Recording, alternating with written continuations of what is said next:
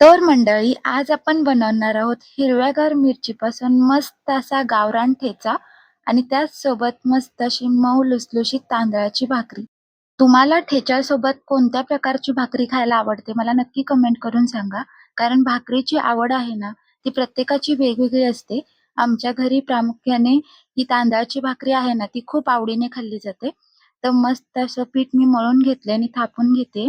भाकरीचा असा काही पूर्ण डिटेल व्हिडिओ मी टाकला नाहीये, कारण बऱ्यापैकी सगळ्यांना येते. तरीसुद्धा जर कुणाला हवी असेल ना भाकरीची फुल रेसिपी, तर मला कमेंट करून सांगा. मी नक्कीच व्हिडिओ बनवून पोस्ट करेन. मस्त अशी टम्म फुगणारी भाकरी मी इथे बनवून तयार केलेली आहे आणि भाकरी आहे ना, ती तव्यावरच फुगवायला ट्राय करा. कारण डायरेक्ट गॅसवर फुगवतो ना, ते आपल्या शरीरासाठी चांगलं नसतं. इथे आपल्या भाकऱ्या तयार झाल्यात. तर आता आपण ठेचा तयार करायला घेऊया.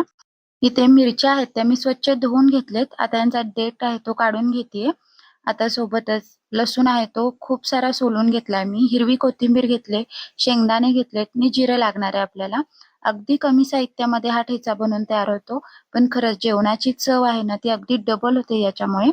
तर आता ज्या भाकरीच्या तव्यामध्ये आपण भाकरी केली होती ना, त्याच तव्यामध्ये 2 चमचे सारखं तेल घालून याच्यामध्ये लसूण आणि ज्या मिरच्या आहेत ना त्या ॲड केलेल्या आहेत.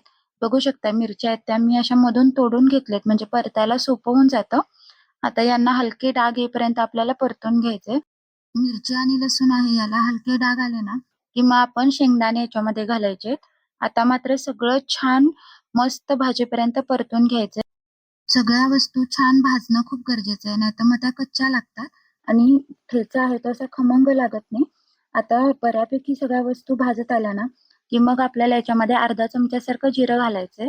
जिरं लवकर घातलं म्हणजे सुरुवातीला घातलं ना, तर ते जळण्याची शक्यता असते बाकी सगळं भाजेपर्यंत.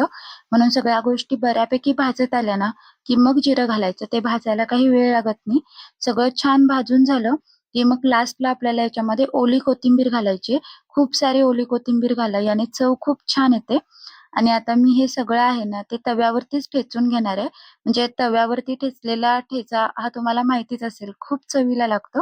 त्यासाठी सगळं छान परतून झालं, की उचलून मी बाजूला ठेवलंय स्टँडवरती. हलका तवा गार होऊ द्यायचा आणि मग ठेचून घ्यायचंय. तुम्हाला हवं तर तुम्ही खलबत्त्यामध्ये ठेचून घेतलात तरी चालेल.